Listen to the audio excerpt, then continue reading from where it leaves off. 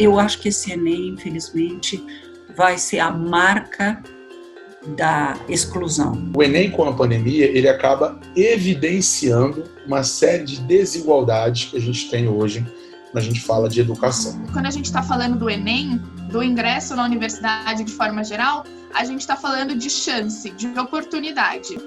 E muitos passaram a ter dúvida do seu próprio potencial e talvez até tenham dúvida se vão fazer o próprio exame. Quero ser a primeira da minha família a entrar na universidade. Toda a geração de mulheres negras da minha família por parte de mãe são empregadas domésticas. E eu quero ser a primeira na universidade.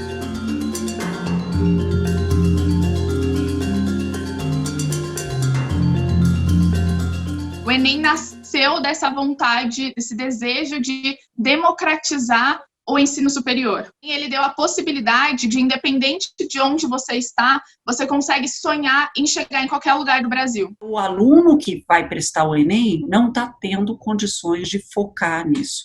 Então, eu acho que esse Enem, infelizmente, vai ser a marca da exclusão. O Enem é uma política pública extremamente importante, mas quando a gente vê com a pandemia, é exatamente essas pessoas que foram beneficiadas com o Enem que estão sendo prejudicadas nesse momento.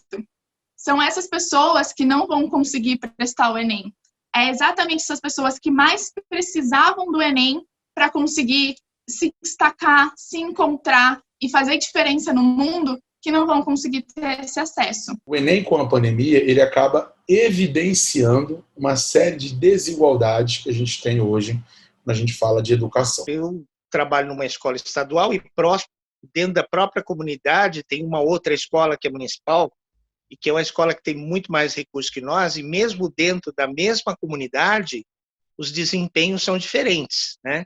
Que muitas pessoas tendem a achar é a questão familiar, é a questão social, mas nem tanto, né? Eu acho que no momento que você tem uma escola adequada, em que a comunidade participa, que os alunos têm condições de se colocar, existe uma confiança maior e existe um preparo maior. E né? A maior parte dos alunos, das alunas do Brasil, que não tem acesso a uma escola que tem infraestrutura, a professores que nunca receberam, eventualmente, uma formação para fornecer algum conteúdo online, ou alunos que não têm infraestrutura para receber, que não tem...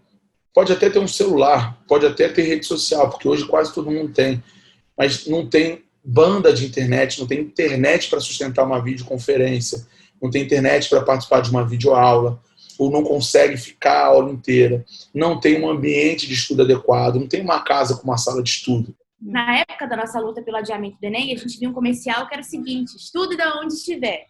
E aí o estudante, ele tinha naquele comercial o computador da última geração, ele tinha o celular da última geração, um quarto sozinho. E se a gente fala de desemprego, de subemprego, nós estamos falando de famílias que vivem em um cômodo, com vários irmãos. Então, como que esse estudante consegue estudar? Muitos alunos que já tinham dúvidas do seu próprio potencial, né, por conta de estudarem numa escola pública que não lhes garantia assim, recursos suficientes, porque hoje, cada vez mais, o Enem ele tem sido um exame importante para ingresso nas universidades, principalmente as públicas, e com todos esses problemas, alguns alunos acabaram tendo que sobreviver de alguma forma, né, nos trabalhos aí informais e outros. Então, eu acredito assim que o moral deles um pouco que caiu e muitos passaram a ter dúvida do seu próprio potencial e talvez até tenham dúvida se vão fazer o próprio exame. E isso me entristece bastante, né, porque vai cada vez mais fechando as portas para os alunos das escolas públicas. Quando veio essa infeliz propaganda que o MEC fez, foi ainda no período do ministro Weintraub, em que um jovem diz para o outro: eu vou me preparar para o Enem, porque é só pegar os livros, pegar a internet. Ele nunca foi na casa de um aluno de ensino médio de escola pública, se ele está falando em livros e internet. Não há livros em casa, não há internet, ou há internet sim, mas para o único telefone celular da família, ou para alguma coisa desse tipo. Então, se a exclusão digital existe, esse estudante ele já está sendo impedido de plena cidadania, e através da exclusão digital, ele não consegue acessar os seus direitos. Então, muitos não conseguiram se inscrever para o Enem, muitos não conseguiram tirar o título de eleitor, muitos não conseguem estudar. Estar há 7 meses sem acessar a educação por conta da exclusão digital é algo absurdo que nós precisamos denunciar e alarmar e gritar para o mundo inteiro que nós temos no Brasil milhares, milhões de estudantes que estão sem acessar a educação. Nessas regiões periféricas, com essas escolas fechadas, os alunos também são prejudicados, porque eles não têm outra referência. A única referência era aquela escola que trabalha de modo presencial, que não tem acesso à internet, que não tem professores que podem se deslocar. Eu sou estudante de cursinho pré-vestibular, tenho um ensino médio completo, ensino técnico, e quero ser a primeira da minha família a entrar na universidade.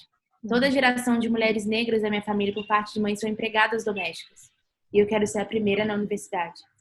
E assim como meus sonhos, são milhares, milhões de sonhos pelo Brasil inteiro. Na época da luta pelo adiamento do Enem, foi um desespero coletivo. Porque assim, eu como presidente da UBS, eu vou falar a verdade que até hoje eu fico me perguntando como que eu consegui. Porque eu não estava falando de futuro de outras pessoas, eu estava falando do nosso futuro, me incluindo nisso, porque era o meu sonho também, né? É o meu sonho entrar na universidade. Se você imaginar 8 meses longe das salas de aula, alguns em famílias que têm livros, que têm computador para cada aluno, que tem conectividade com banda larga. Então, as chances do aprendizado ser bom são pequenas e a desigualdade educacional com isso cresce de uma maneira enorme. É muito triste o que nós estamos vivendo. Quando a gente está falando do Enem, do ingresso na universidade de forma geral, a gente está falando de chance, de oportunidade. E aí, quando vem a pandemia, o que acontece? Está escancarando, está fazendo com que o que era ruim fica pior. Então, todo mundo foi atingido, tanto quem tinha muitas oportunidades, quanto quem tinha poucas oportunidades.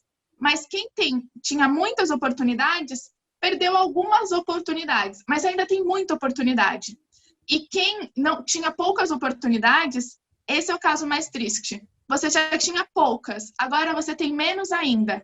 E pior, tem aqueles que tinham poucas e agora tem nenhuma oportunidade. O MEC foi um grande ausente na resposta educacional à Covid. Eu tinha esperanças que esse último agora, que assumiu, olhasse para isso com mais atenção, mas ele chegou a declarar que não era o caso do MEC se envolver nesse tipo de atividade, o que é não compreender a necessária articulação dos sistemas educacionais que está na Constituição. A gente tem uma pesquisa em que aponta que cerca de 30% de jovens, isso é muita coisa, já pensou em não voltar aos estudos no pós-pandemia, por uma série de fatores econômicos, porque teve que começar a trabalhar para ajudar a família, ou porque não tem mais recurso para ir para a escola, para a universidade, ou porque simplesmente teve a sua saúde mental e emocional drasticamente afetados com o processo. E a gente está falando de um Brasil gigantesco, onde a gente tem mais de 50 milhões de jovens. A gente tem 1/4 da população brasileira que é jovem, que é a nossa juventude. A gente tem muitos jovens que não têm o próximo ano para fazer um cursinho, não tem o próximo ano para tentar sonhar em entrar numa universidade. Era esse ano, e essa oportunidade foi embora.